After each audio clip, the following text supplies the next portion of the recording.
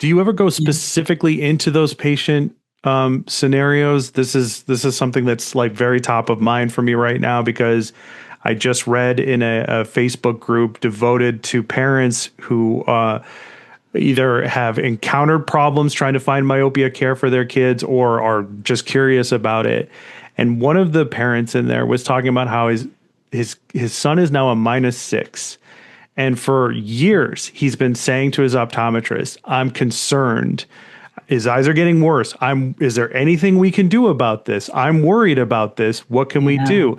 And unfortunately, that eye doctor that he was seeing was telling him like, sometimes this just corrects itself. Sometimes this sees itself through. Let's see how bad it gets. And I was like, this is like making my heart hurt reading this, you know? And I know there's a lot of pressure on optometrists doing myopia management to kind of like throw everything they can at the patient. Do we throw everything at the optometrist about these potential scenarios? Like, look, these kids need help. Yes. And that's got to be an exceptionally difficult conversation for you to have with another optometrist. So how did you do that? I mean, that's got to be very frustrating. It is very, very frustrating. So I come from the angle of this is standard of care now. Mm-hmm.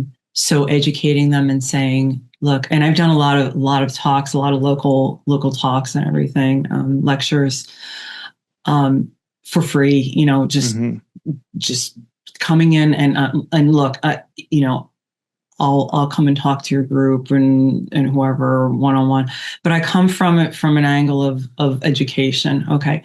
Things have changed. The information is there. We do have great studies. It's really, it's time to start looking at this differently. This is not something that's just, you know, it's not just a refractive error anymore. Right. It does. And like you, it kind of makes my heart hurt. Like I get really upset about those parents who are like, yeah, I've been telling my eye doctor for years that I'm concerned there's got to be something else.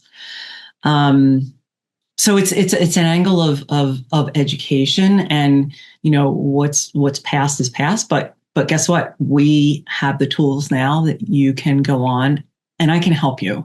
And I do make myself available to other doctors.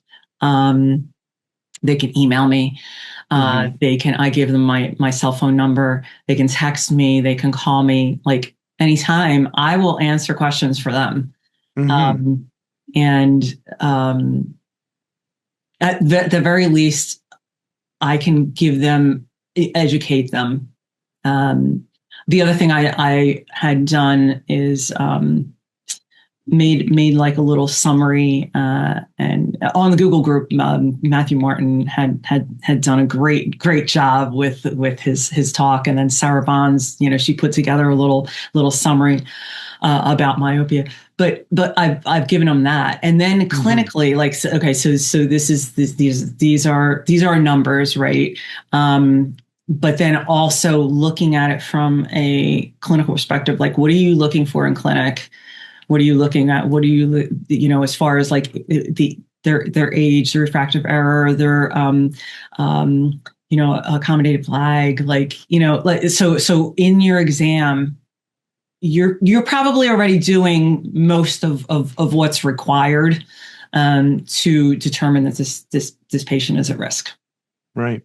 So kind of I give them this little like summary sheet and say like, okay, just look at this, you know, keep it right by your desk there, and you can just kind of glance over and be like, hey. Right. So yeah. So no guilt, no condemnation, just education. And you know what? Let's go on from here.